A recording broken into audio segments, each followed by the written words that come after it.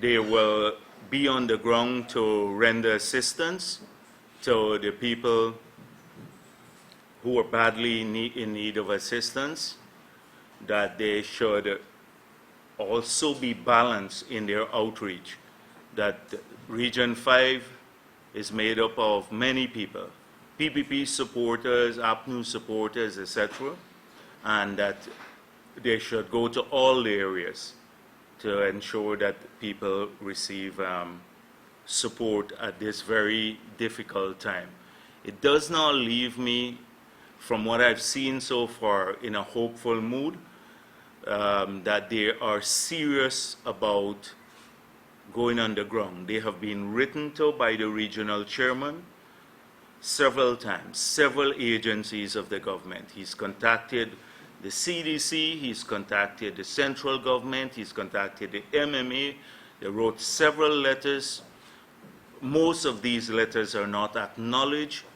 The regional chairman with a team went into Moraikabai. They went to visit the coastal areas long before we see yesterday a few ministers going out there and the rivers. And in spite of the difficulties that he faces now, faced with the thuggery of APNU supporters at the Regional Democratic Council, the behavior that this government should condemn. President Granger, who talks a lot about social cohesion and allowing local government organs to work, should look at what his government is doing in relation to the Region 5, where they have disrupted every single meeting this year because somehow the regional chairman did not go to a meeting that the president had in the region. When I was president, I went to many regions in this country, and the regional chair did not show up in some of the meetings. I went to Region 10 that was controlled by APNU, and many, many times the regional chairman would just ignore our outreach to the region. But we were not so thin-skinned and believe we're so special, like the president seems to believe, that everybody has to go to his meeting. And if they don't go to the meeting, the regional chairman or elected officials, and these are elected officials, not appointed officials, elected by the people of the region, then the whole region and its work must be disrupted. They can't carry out their programs, and because the region can't carry out its programs, its budget remains largely unspent. And the money that is being spent being spent by the REO without the appropriate oversight. But this may be what they are hoping to do. And the same behavior replicates itself on the East Coast. That leads me to believe that it's a pattern. They have someone from the RDC, I think the deputy chairman of the RDC, who insists on going to all of these meetings, particularly the local government bodies where the PPP has won, to give instructions to councillors there. He could go, he could speak, he could present an advice, but the councillors are in charge. They have been elected. This government is saying how it's so proud that it has returned local democracy to many of these areas. And this is the behavior. So if the region was functioning, then we would have had probably a greater outreach, and maybe the entire RDC, APNU and PPP councillors could have worked together in extending more benefits to people and avoiding some of the problems that people are experiencing in Region 5 now. But it just shows how out of touch this government is when it declared that it had ended flooding in Guyana just a month ago in their center spread achievement. And so if they ended flooding in Guyana, how can they admit that we have flooding in Region 5? I hope that the government will look at what's going on in those areas. People badly need help.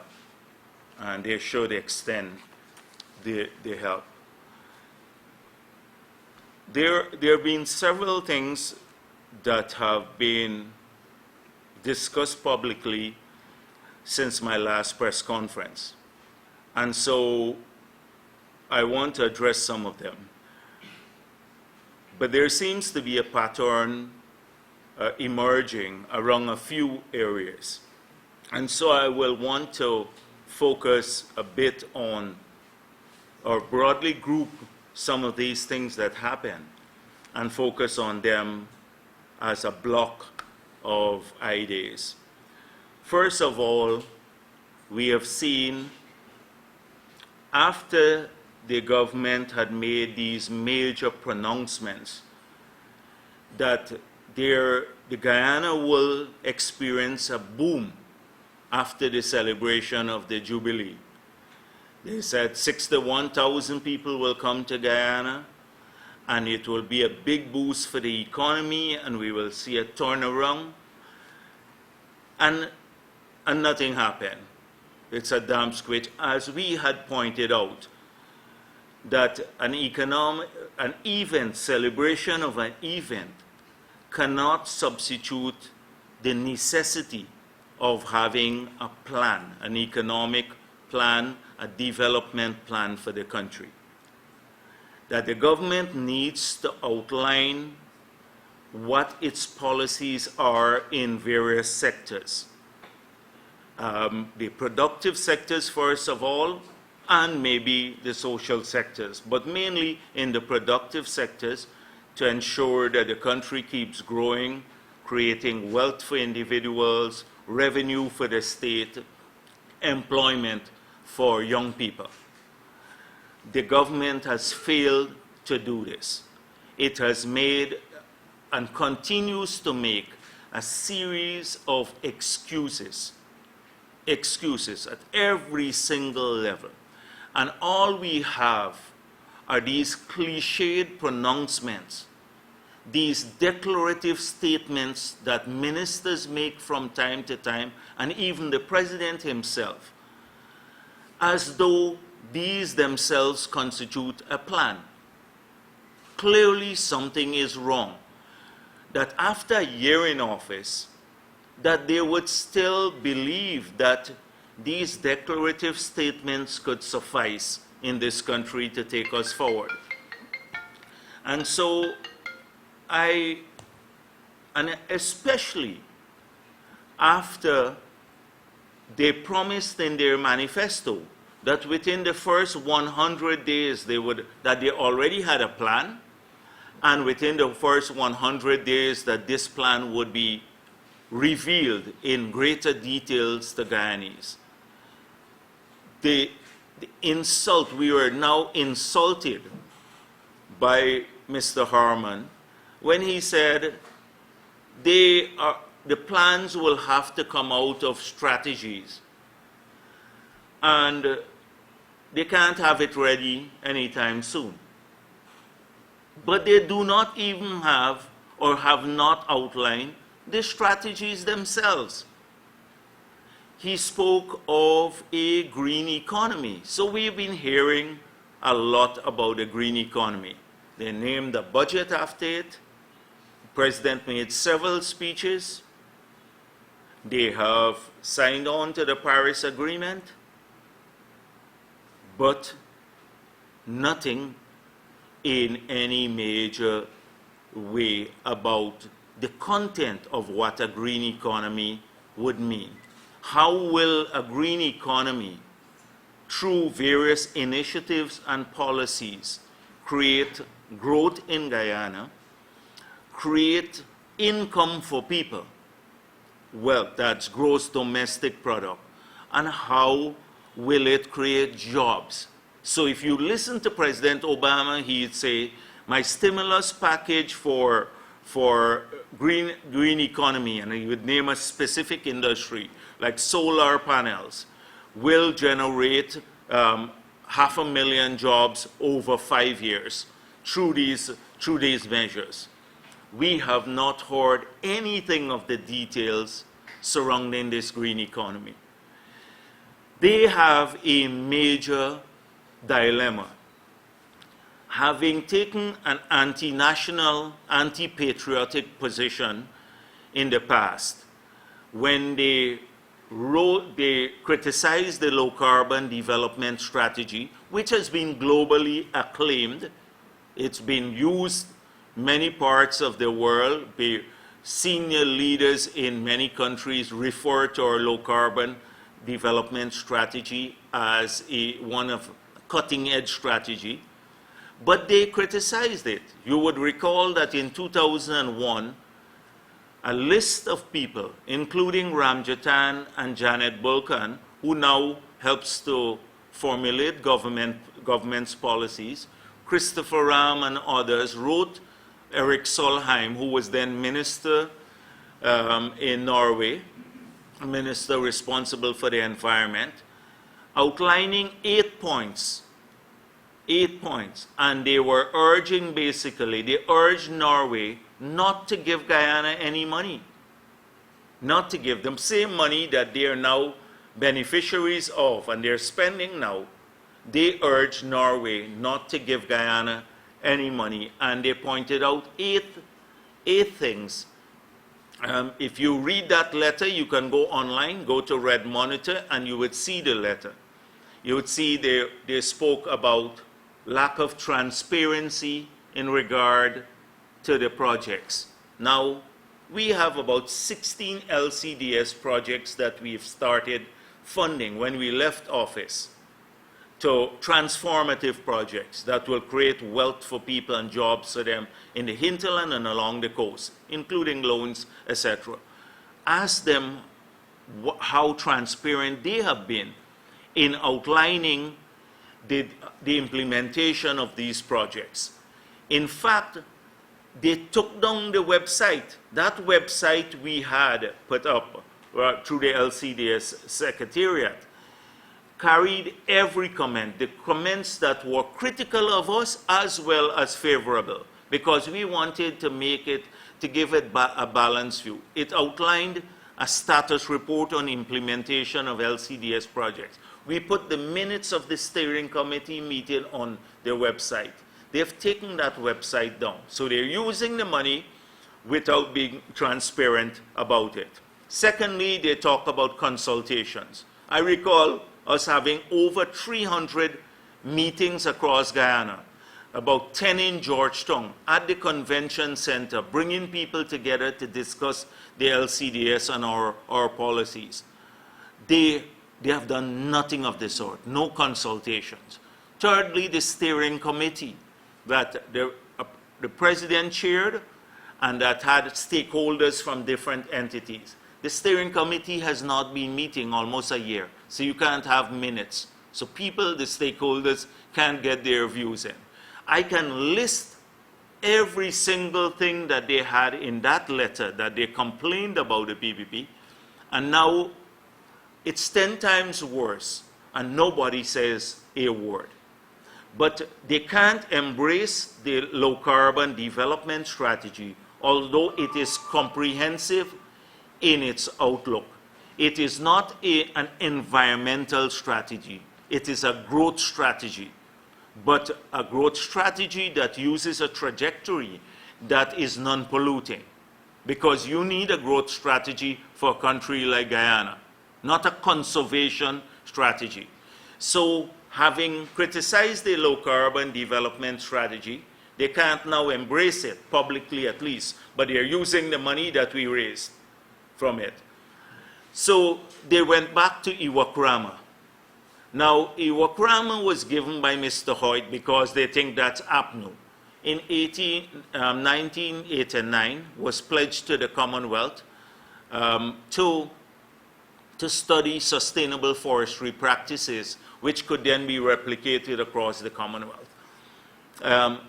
They forgot that that was just a pledge, that in 1996, it was the PPP government that passed the act that brought Iwakrama into being, passed the law, went to Parliament and passed that law. We didn't throw away the pledge because it came from Mr. Hoyt. we move forward to implement it. We develop a law, we pass the law, and that is how Iroquois came into being. And we have, from a budgetary perspective, even when Iroquois could not raise finances to keep its operations going, we kept pumping money into Iroquois from a limited treasury, just to keep it going. We didn't deny it because it started with Mr. Hoyt. So they've gone back to Iroquois. But Iroquois is not a growth strategy. Iroquois is not a growth strategy. So there is a whole deal of confusion because they have the president making these statements and an inept minister who I think now, Mr. Trotman, who has farmed out the intellectual work to foreigners.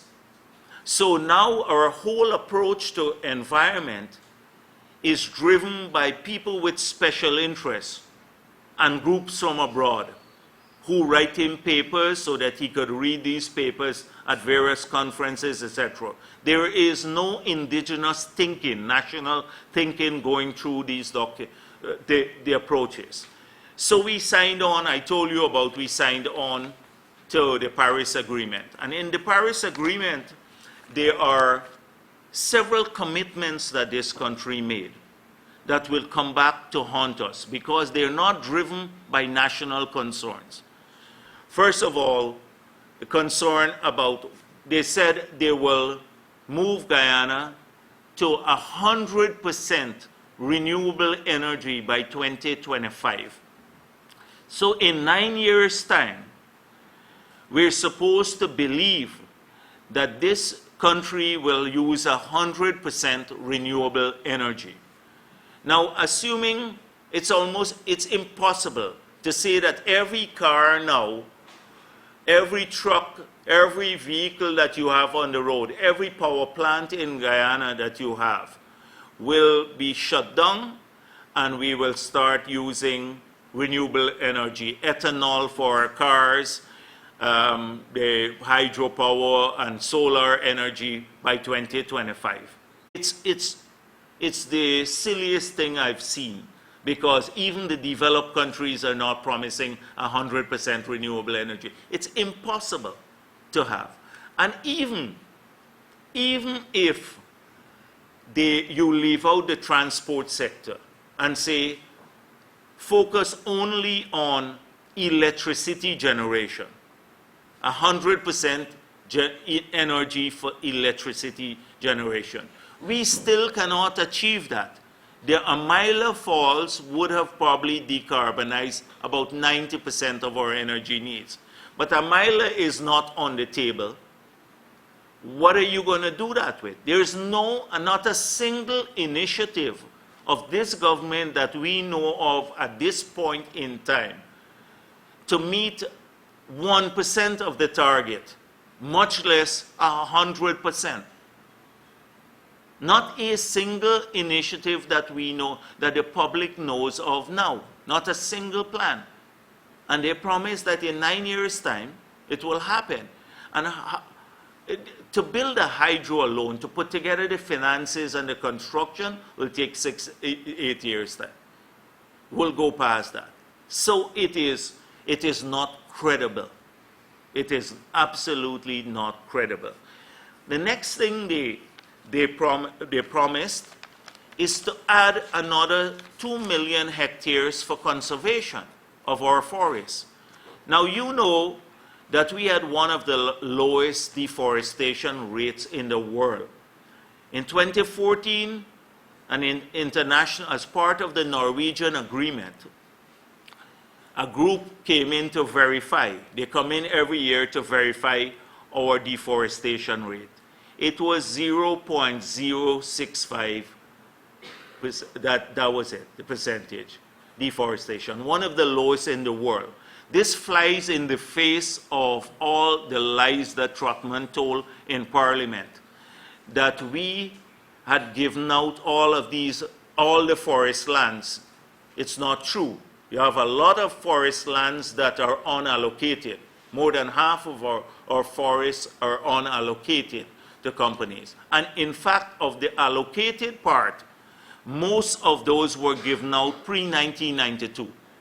So that's a lie. And when they talk about Asian companies, Baishanlin and all the others that are raping the forest, that is what Janet Bulkan and the others used to say. How could it be that they were raping? The PPP was allowing that to happen. And when we had the measured, internationally measured deforestation rate, it's one of the lowest in the world. So it was a lie.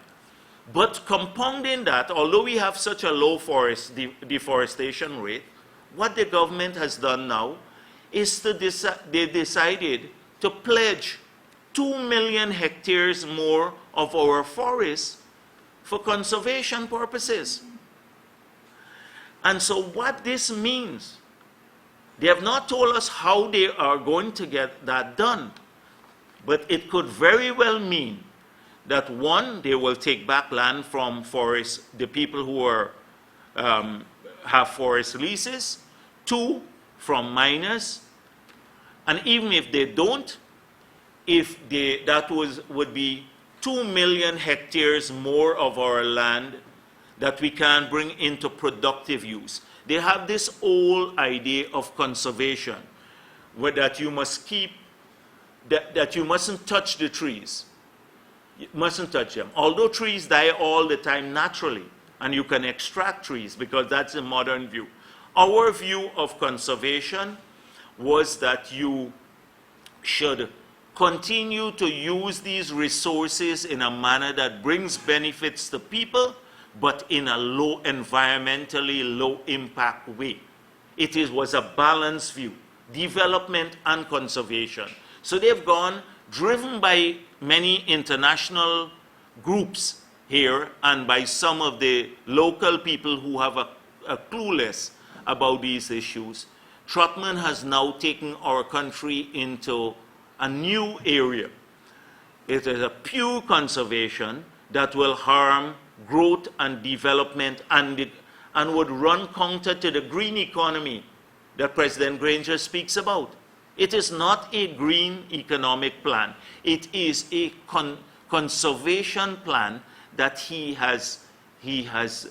is putting forward, the pledge that they made to the world through the INDC.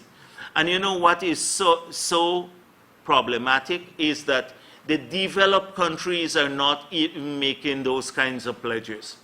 The developed countries of the world. We in Guyana, we are a net carbon sink. It means our emission levels are lower than all of the sequestration of greenhouse gases we do. We're net carbon sink. But in that pledge, in the same pledge that Trotman made when he sold out Guyana through bad negotiations and bad pledges, he sold out our national interests, and it runs counter to the development. It says the conservation, I'm reading from the pledge that the government made. The conservation of an additional 2 million hectares through the Guyana's National Protected Area System and other effective area-based conservation measures as per Guyana's commitment, including the protection of conservancies and reservoirs and their watersheds and the watersheds upstream of new hydropower sites. So they've also pledged in this protection of watersheds upstream of new hydropower sites. So if we do want to develop hydropower in the future, with this pledge here that they made, we're going to have a hugely difficult time. Maybe it might become an impossibility. I'm saying that bad negotiations, that Trotman and the others, he is leading our international efforts poorly. They are led by the nose, as they have been led by the nose in many other areas. We saw one foreign diplomat almost directing the government what to do.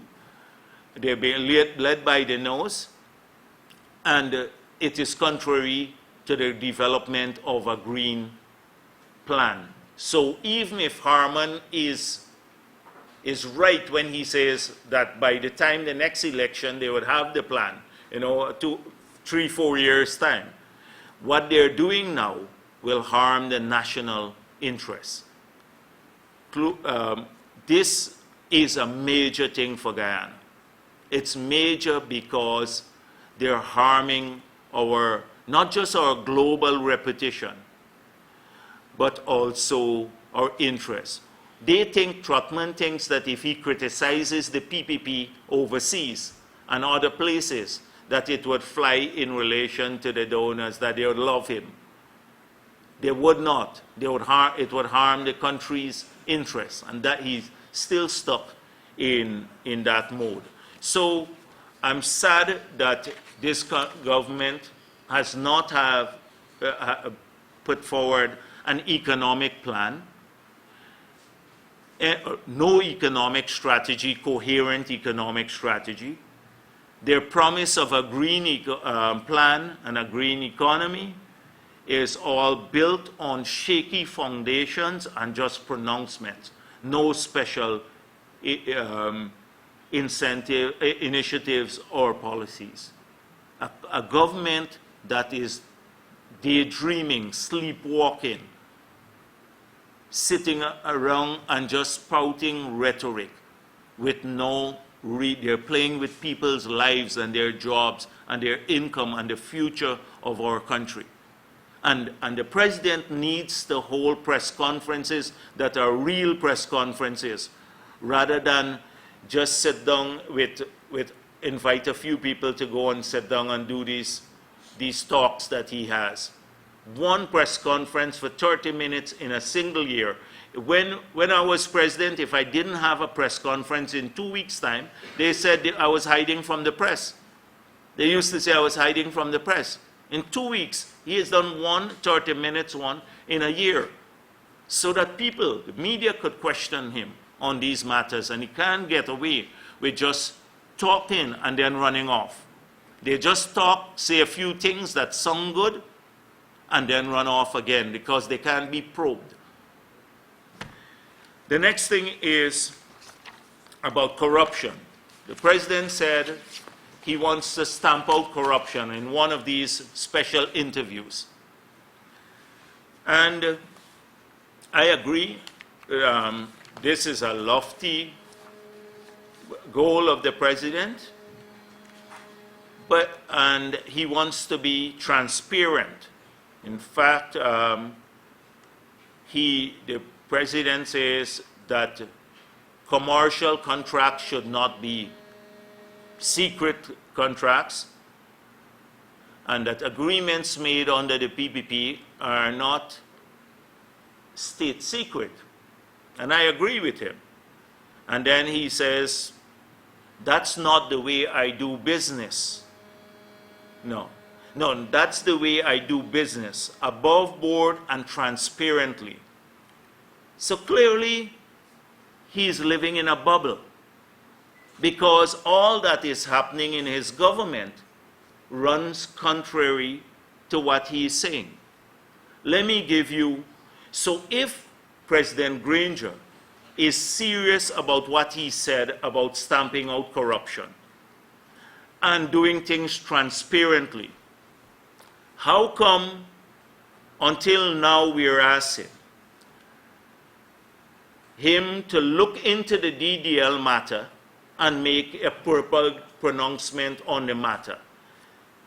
In the DDL matter, tax waivers were given, and the liabilities to the Treasury because of the opening of a door for other claims based on comparable treatment will cost the Treasury $60 billion at a minimum. $60 billion, not $1 million. We have been asking, who made this agreement? Is it the staff of GRA? Is it the board? Is it the cabinet? And does he not have, since they want to disclose all the agreements that they have under the PPP, which they can do now because they have the agreements, it's easy for them to disclose the agreements, made the Marriott agreement, the Baishan one, why not just make them public? But is it not time for him to disclose this agreement too, that will cost us $60 billion?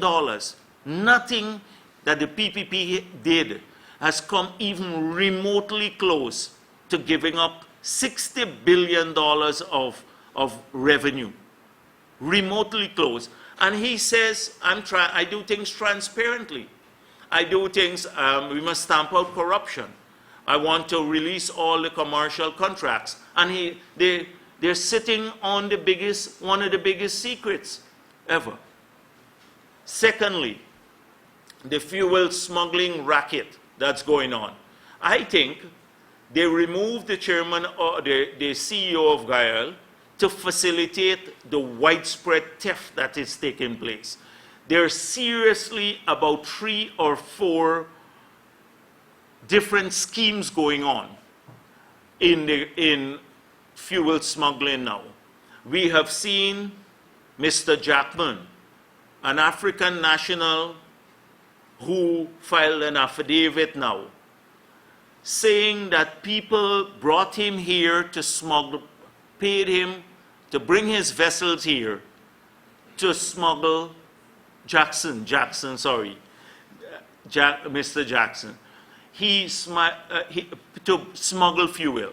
That is in his affidavit. He's called the names of the people. Now, it is simple. It is simple to get to. Then we know what else is going on in GAIL. Let me give you 2 instances of what has become public knowledge, because many of the senior people, not the staff, many of the political people that they put in GAIL and some ministerial level people have been involved in this racket. If GAIL needs 400,000 tons of, I'm just using an example, of fuel for the month, they will, and the vessel can bring 200,000 tons per trip. The GAIL now, they pay now for the vessel to make 4 trips. So GAIL pays for 4 trips. And the siphon off, GAIL only collects 100,000. Although 200,000 comes on the vessel, GAIL will collect 100,000 and another party collects 100,000. So they get it free of free. The vessels they're siphoning off the fuel. Everybody knows this. This is a large-scale theft that would run into billions of dollars. It's been happening over the last 8 months or so. 8 months. We've been talking about it. It's easy for him to find out, launch not a ministerial inquiry, but get the SOCU and others, an external group, because some of the people, ministers are involved too. Get an external group to look at it. But he will come and talk about, he's fighting corruption here. And everybody knows this. This is an open secret that some of them are benefiting, and some of the people who made large campaign donations now, they're involved in this racket now to smuggle fuel. This is their payback. So, number 2, Mr. President, if you're serious about what you said and what you've been saying, here are 2 things that we can talk about. Number 3, the specialty hospital. They talk about the PPP. It was a corrupt project under the PPP. We thought that after the government took office, they will investigate this corrupt project and prosecute whoever they had to prosecute, the corrupt people, because this was supposed to be a corrupt project, the specialty hospital. To our surprise, they then said they were going to use the PPP's evaluation, that is the technical evaluation that was done under the PPP, to award the contract to the second-ranked bidder. We then pointed out, no. the technical evaluation under the PPP had the second bidder, the person, Feathers Lloyd, disqualified. There was no second, it wasn't a second rank bidder. Nevertheless, they persisted. And we know of the special relationship between Ramjatan and some others with this company. They persisted in giving a single sourcing, got Feathers Lloyd to do its own bills of quantity to assess how much work had to be done there and to award a contract which would have been 14 to 18 million US over $3.6 billion single sourcing.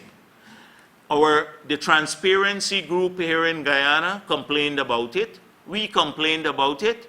President Granger turned a blind eye to it, a blind eye, and he talks about stamping out corruption.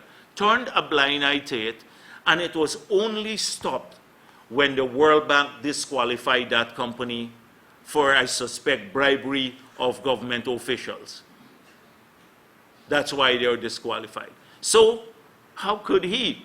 He should now launch an investigation about the single sourcing. So that is number 3 he could look into. Number 4, we saw the Minister of Finance say to the Parliament that the cost of generating power is 28 cents per kilowatt hour. We pointed out immediately it's not true. It's more at the current price of fuel, it's about 11 cents per kilowatt hour. So one had to question, why was this necessary to say 28 cents per kilowatt hour? But he said it in his budget speech. He said we are negotiating a deal to buy power from wind power at about half that price, which is about 14 cents per kilowatt hour. Couldn't justify buying renewable energy at a price that is lower than the cost of generation through fossil fuel and significantly lower than the cost of hydropower from a miler, which they had killed. It was done. And guess who they were negotiating with and might be negotiating now with? So the president says, allow transparency. Tell us what the negotiations, about these negotiations that are going on with Lloyd Singh, who is the person who built the AFC office, the same person who the lilac milk, the IPA person. So a contract is being negotiated in secrecy that will harm us in the future. Why not tell us where this contract is? We have had this lilac milk story from the same person, lilac milk. Milk, as many have written, is unfit for babies, being sold across the board. And the government is taking such a callous approach. They will not remove this stuff from the shells. And Ramjatan keeps saying, oh, I've given orders, but they still remain on the shelf. Shelves. So he could look into that too. That's number 4. He could look into the single sourcing of drug purchases to a bottom house operation close to for $150 million. How that happened? Because they said that they're going to improve the purchase of drugs. And by the way, I've seen a lot about single sourcing, but most single sourcing was an exception, not the rule under the PPP, even in the procurement of drugs. And so when we purchased from New GPC was pre-qualified through a competitive process. Pre-qualifying a company is not the same as single sourcing. They have to go through a competitive process. And so we asked the government when the motion was debated in Parliament, we asked them, when are you starting to pre-qualify? And you know what they're saying? They're saying somebody coming in to help them pre-qualify, to develop the criteria for pre-qualification.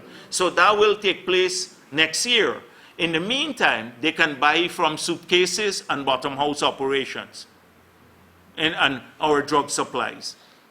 And you saw ministers denying that drugs were short. And just talk to any doctor at the Georgetown Hospital, and they will tell you, just any doctor, about the long list that they receive every week to say these are not available. Just talk to them. So even that, the president could look into that. He could look into how they spent $420 million to give another campaign financer a fertilizer deal, single source. He talks about corruption. He says transparency, reveal the contract. If you're saying you should make all contracts public, you're the president. All you have to do is to call and say, I want all of the contracts available and released to the public now. The president can do that in 30 seconds. They could release the Bai Shan one. They can release the Marriott one. They can release every contract in 30 seconds. But it's not good enough to come there. The Durban Park, I'm giving you a list of all the things. Durban Park, the lack of transparency surrounding that project. Who the donors were, we can't know until now. Who gave money for the project and how much money did they give? And did they get special contract awards? How much did the government spend? We heard it's $150 million that this government spent. But I've heard recently, about 2 weeks ago, bills totaling $800 million have now been submitted for people who never even tendered because they were told to just go on the site. And now they're submitting their bills and a total $800 million. We want transparency in that area too. That's single sourcing. $800 million of bills. The parking meter.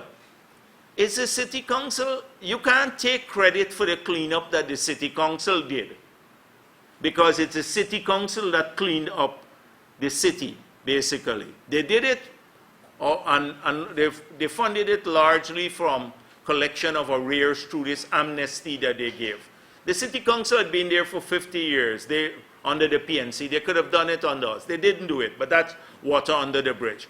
The government takes credit for the work of the city council. If you take credit, you have to take the blame for the corruption there too. And so we want the president to ask how the contracts, the cleanup was done, who got the contracts. And we want him to ask about this parking meter thing, this peripheral kind of thing, as though they don't know, they all know about it. The government, many people in the government know about the parking meter scandal that they have. And I don't know what this city council is intent on doing. First, it was the vendors to throw people off from earning a living in the name of cleaning up the city. Now it's bringing hardships to people to park, everyone. They will collect $4 billion there. I think $800 million may come to the city council, but the investors could collect $4 billion a year. That's $4 billion out of the pockets of residents of this country. That's people. They should scrap this program. It's pure nonsense. We can't bring hardships on more poor people. Workers, if you're earning $60,000 a month and you got to pay parking, for your vehicle out there, you'd probably end up paying maybe $16,000 a month, even more, much more, right? $80,000. Well, what, the $500? Well, they said they would reduce it. Even if they reduce by half, that's $40,000. Imagine that. So you now have to park your car by Pradoville 2 and walk over here and walk all the way into the city. So that is the approach. I can go down. I wanted to give a long list of things that he can look into. Don't just go on a prepackaged TV program and say how I support. I don't support the death penalty, yet my government passed a law with the death penalty in it. You're the president. If you don't support the death penalty, you say, I don't support this, I don't want it. Whilst we're waiting, don't put this in the law. The president has to stop hiding now. A year has passed. Can't be a ceremonial president anymore. And can't say I'm aloof from all of these things, because it's unbelievable what is happening. And then maybe I should end here. Just those two things I wanted to deal with: economy and this whole thing about stamping out corruption. So thank you very much. I'm available for questions. Thank you. For the questions, please. Shanika, first of all, start with news. You spoke of your visit to Region 5 and noticing that there is need for the government to intervene and bring relief to the individual. Yeah. Can you give us a little bit of a scope as, during your tenure as president, what infrastructure was put in that community to alleviate flood? What infrastructure? Well, I'm very glad that you asked me this and give me a chance to speak about some of the things. First of all, the Hope Canal that I was maligned for. First, it was a corrupt project, but they can investigate it now. Secondly, it was supposed to be technically unsound. Some engineers came and advised APNU, and they said it's technically unsound. It wouldn't work. And that, thirdly, it would be a white elephant. This was up to May, when elections were held. May 2015, just before the elections. I saw Greenwich saying this on TV in New Amsterdam, wasting money on this project. Immediately after the elections, we had heavy rains. And the government quietly opened the Hope Canal, and the water went into the Atlantic. The reason for the Hope Canal, first of all, a long-term solution, because weather patterns have changed significantly. And so you can have short periods of intense rainfall. You know, when you would get a monthly average could be in the, say, 50 years ago, 7 inches, you can get 7 inches of rainfall in a single night now. So we recognize that this is so. The storage capacity of the Conservancy was a problem. So every rainy season, when the Conservancy was high and it was overtopping, remember it's an earthen dam, you had to release the water into the Mahaika Creek. There was no alternative, because you blow water into the Demerara River and Mahaika Creek to save Georgetown, the East Coast, etc., and the Conservancy Dam breaking, because it would flood all these areas.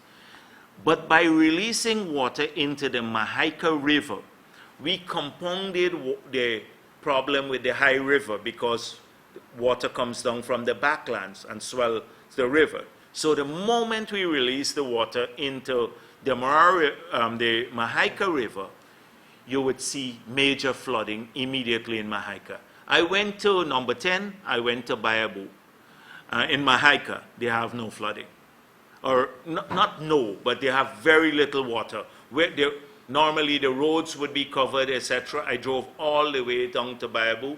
At the real back end, they do have some water in the fields. A man lost 105 acres there or something, but most of it is the Mahaika area has been relatively unscathed. But the water that you blow into Mahaika River doesn't stay there. It goes across the savannas into Maikoni and Abari. Had we blown water now into the Mahaika River, if we didn't have hope, Mahaika, Maikoni, Abari would have all be flooded. Much more. The problems would have been several times worse. I went there knee-deep, waist-deep in water in the past.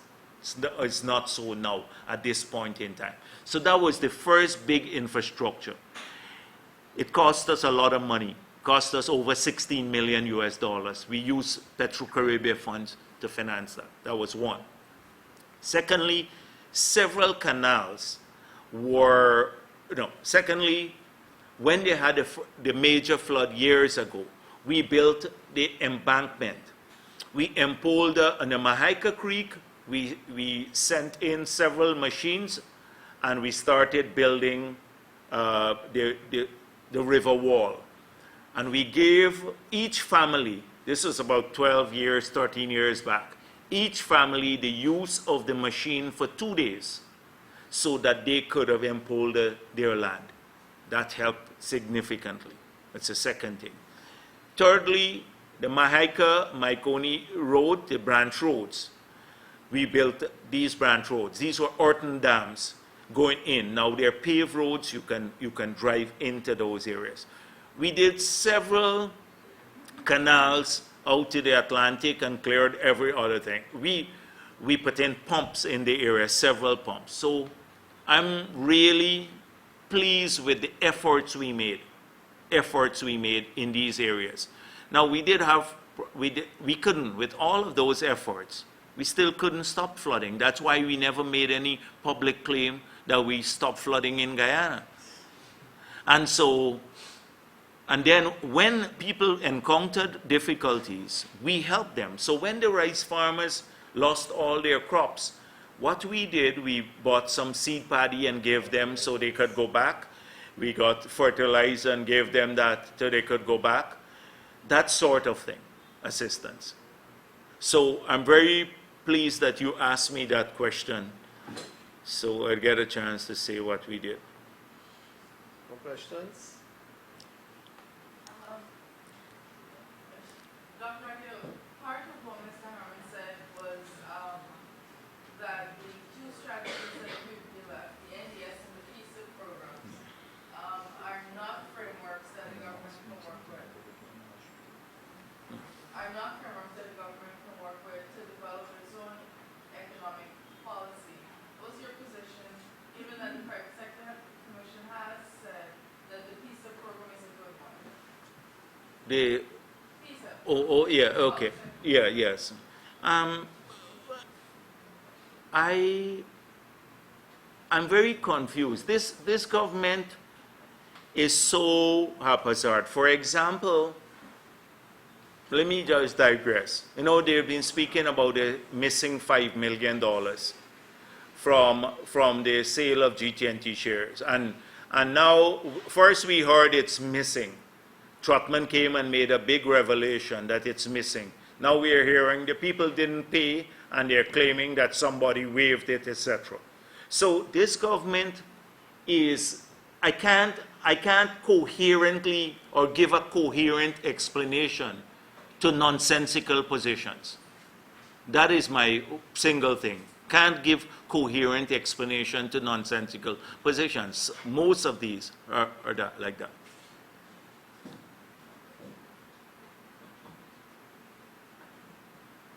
Ms. Daniel, you've clearly been very critical of the President's lack of action. Yeah. And you as a former president, what would your advice be to him? Some of the things he could do. He just needs to call all of the people and say, it's my government. It's my reputation. I've been saying these things, and half of you are acting contrary to, if he's serious, acting contrary to what I've publicly promised. And so I want to see difference. I want to see you behave as though there will be real social cohesion. Not be partisan in, they talk a lot about social cohesion too. I want you to get local democracy to actually function. I want to get an investigation, a report on all these matters that have been in the public domain, not only by us, but by the media and Transparency International, etc., that should come to my desk. He could do that tomorrow. And I notice, as I said before, that this government likes to take advice from foreigners. Yeah, you wanted to ask me something? Okay, go ahead. Well, you would have mentioned the foreign diplomat telling the government what to do. And which foreign diplomat and was this about? Yeah. There are lots of diplomats. It seems as though there are lots of people telling this government what to do. So we farm out our economic strategy somehow to the IMF and somebody else. We're quoting IMF figures to say there is no crisis in Guyana in the economy, when your entire private sector is telling you to the contrary. We're quoting international organizations who are not resident here. We don't have a program even with the IMF now. We only have an Article 4 consultation. We now, it pains me as a president and as a patriot, because I think we all love this country, to see the groveling of our government, you know, the sucking up to people who are junior people in the international community, junior people, hanging on to their every last word as though it's gospel, trying to shift policies to accommodate these people. And half of them don't have national interests at heart, our interests.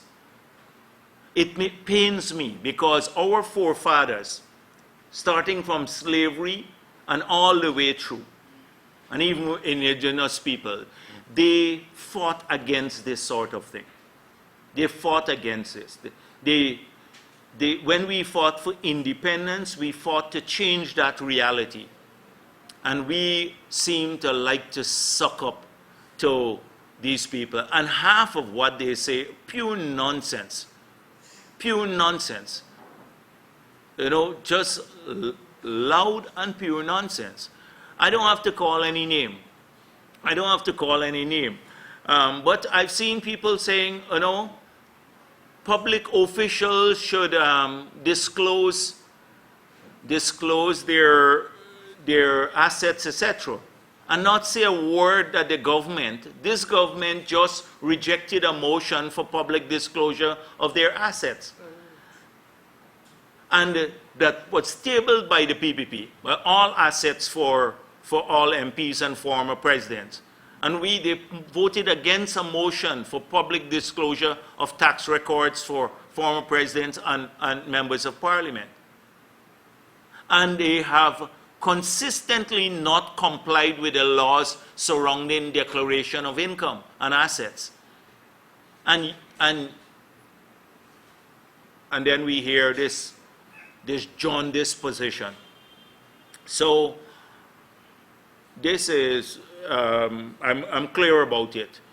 I believe the international community is important. I believe as partners we should listen to them, listen to advice.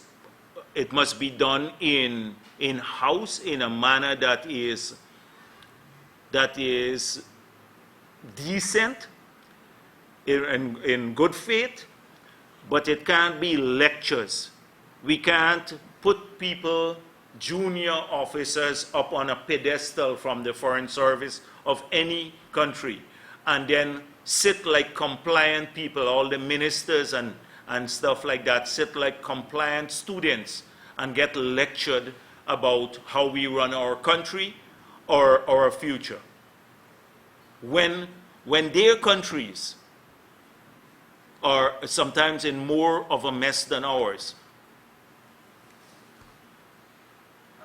Mr. Young, the operations of the People's Militia has come back into focus, given that You're getting the that question person asked? wanted for the grenade attack on Petroleum was identified as a former member of the militia. What is your position on the non-disclosure, given that you've talked about transparency, about the operations of the People's Militia?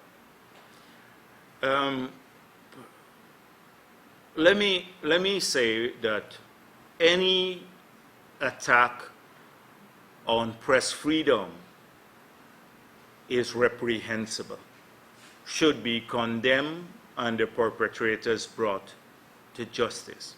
Any attack on people's right of expression, people's ability to gather and to freely disseminate their ideas, any such attack should be condemned.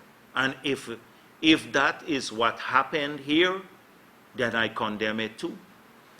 And we should all find the perpetrators. Now, having said that, I saw the first release from the government after the incident. And the government, rightly in the first paragraph, condemned the attack. And then 3/4 of the release sought to direct the police investigation to the PPP. They already knew, talking about, oh, it's the PPP that withdrew ads from the Kaichor News, and the PPP that did this, in the same press release condemning the act. About 5, they listed 5 things that the PPP did. Well, the grenade was never thrown at Glenn Lal in the PPP's period. That's one.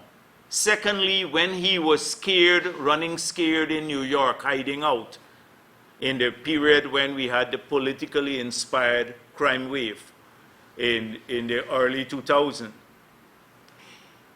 we actually gave him, some of the people, he hired some bodyguards, and we allowed his bodyguards to, because he said he was threatened, to have a license for their weapons. So it wasn't that he came back to Ghana. He said he wasn't coming back because he was scared, and so we allowed that. But let's go through the facts of it.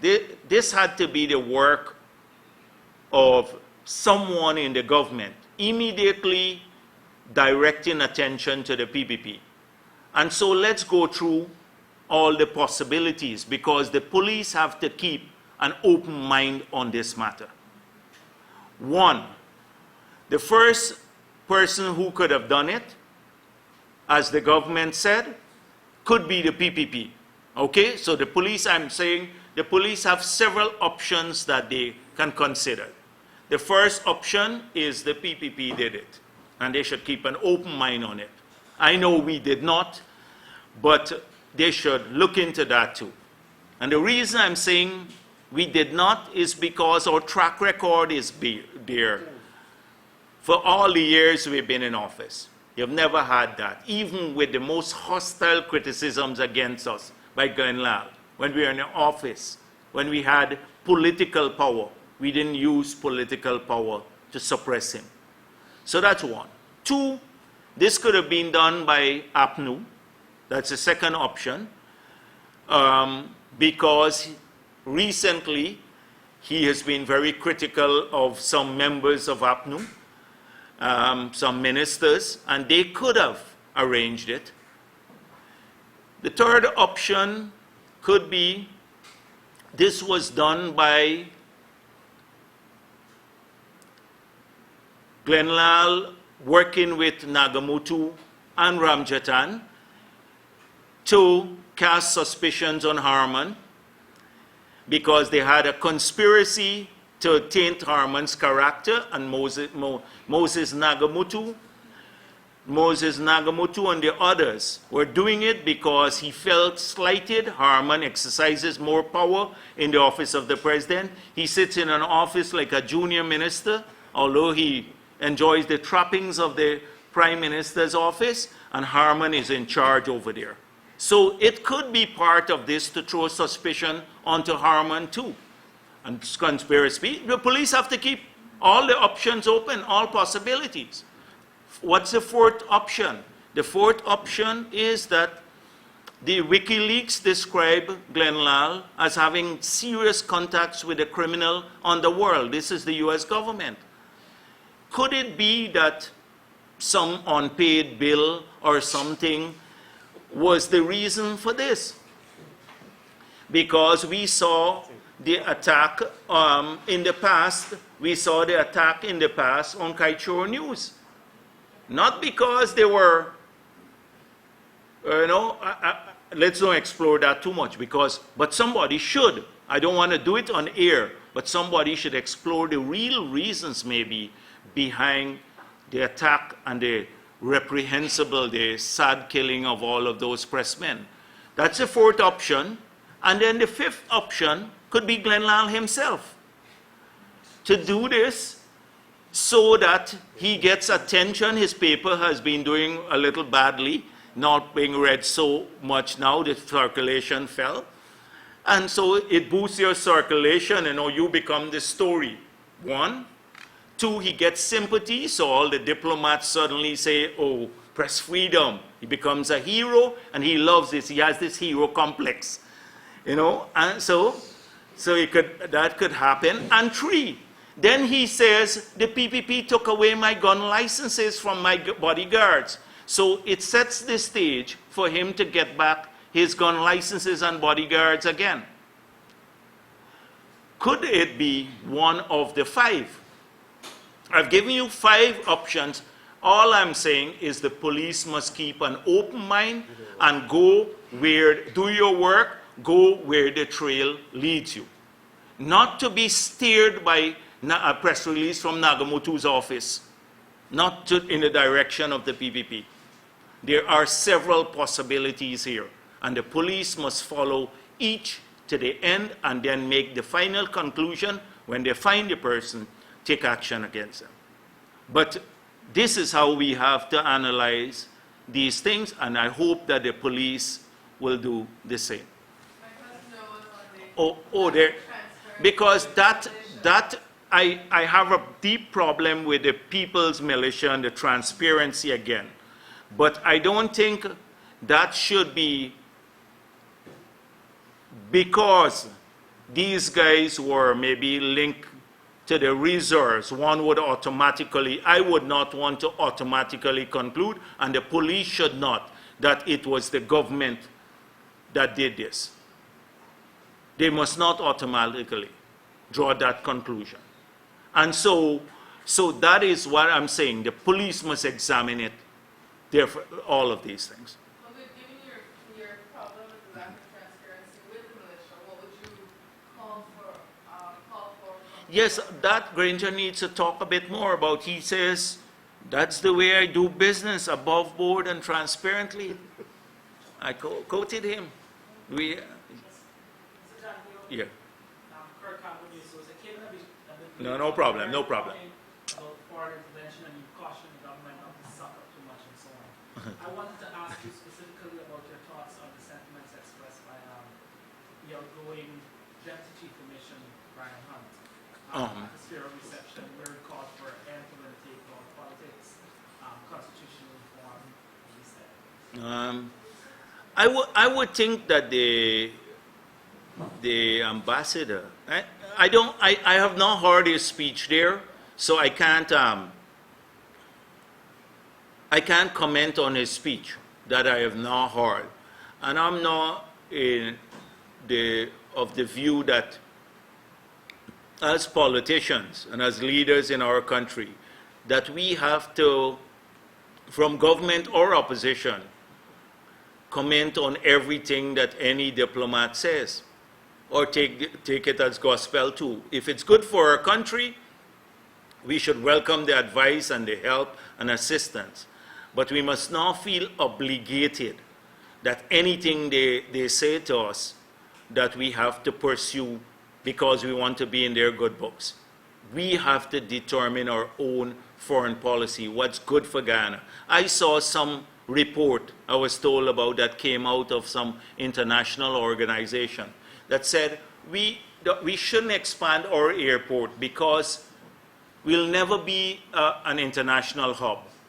You think I would have allowed some junior person from, say, a country in South America to come and write a report on Ghana, a person who never just may finish school, university, and just start working in an international organization, never run anything, never did anything, half of the time don't know anything about our country, and then write a report to deal with a project of that nature that is transformative, that can reduce freight, that can improve linkages or tourism, that can bring cheaper flights for our people, allow him to determine the fate of that project or the organization.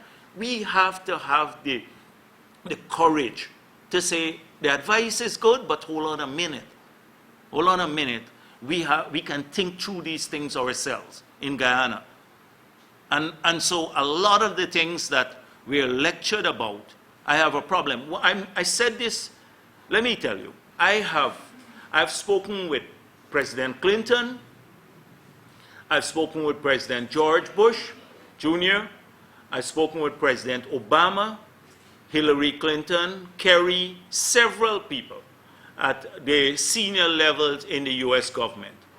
I've never seen this sort of arrogance and lecture from them that this, because, and these are the pinnacle of their career, that I've seen from some junior officials from these countries.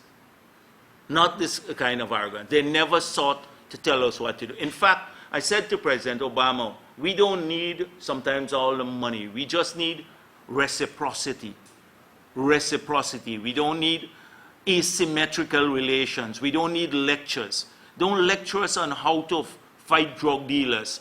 Help us to secure our borders. Give us the satellite coverage so we can track planes and boats that breach our borders, and give us the intelligence and help us to get a means of fast boat or some way to go after them.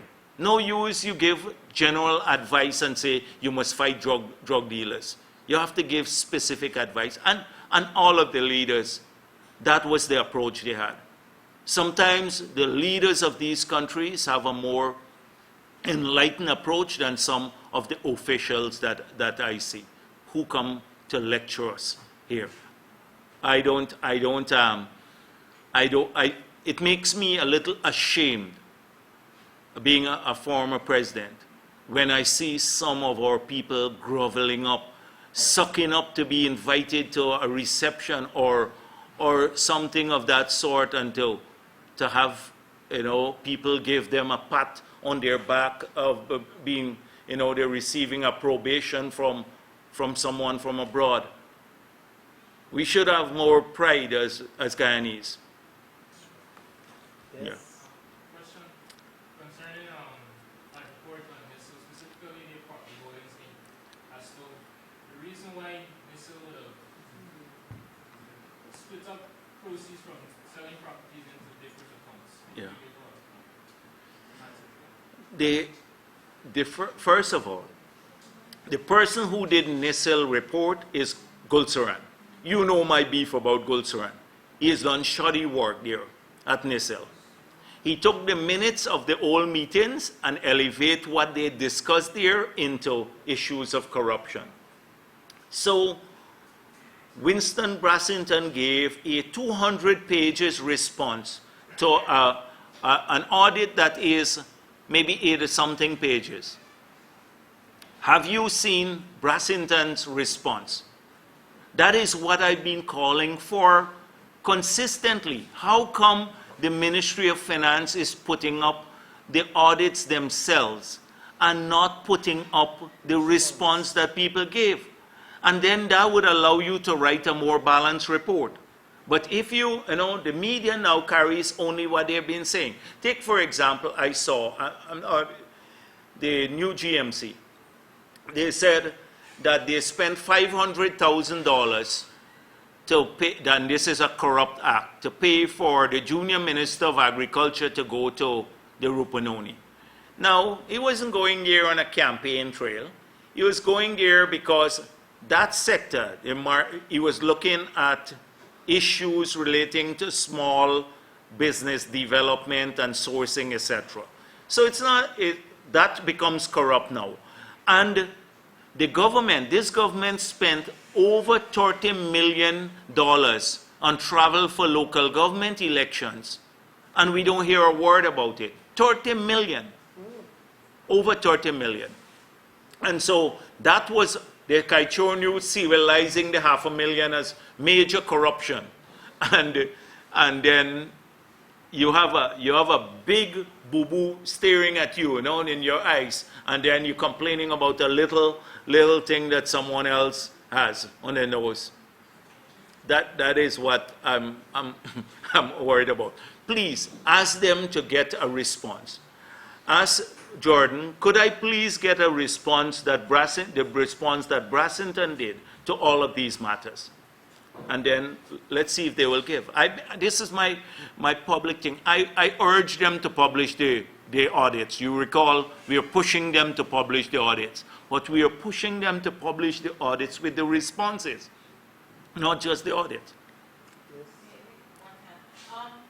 In relation to the MP Nigel Garanda, are you satisfied after your investigation that there are no lingering concerns over perhaps domestic or spousal abuse or wanton use of a weapon? From your investigation, are you satisfied that the action of the MP was not in any way? Well, I spoke with both parties. I spoke with Dharamlal and I spoke with his wife or ex-wife, and so they both gave me a version of their version of the matter. And so I think having heard their version, the versions don't diverge totally. And so that's why we're at this stage. We're just moving on from the matter. I saw the DPP has not recommended any charges.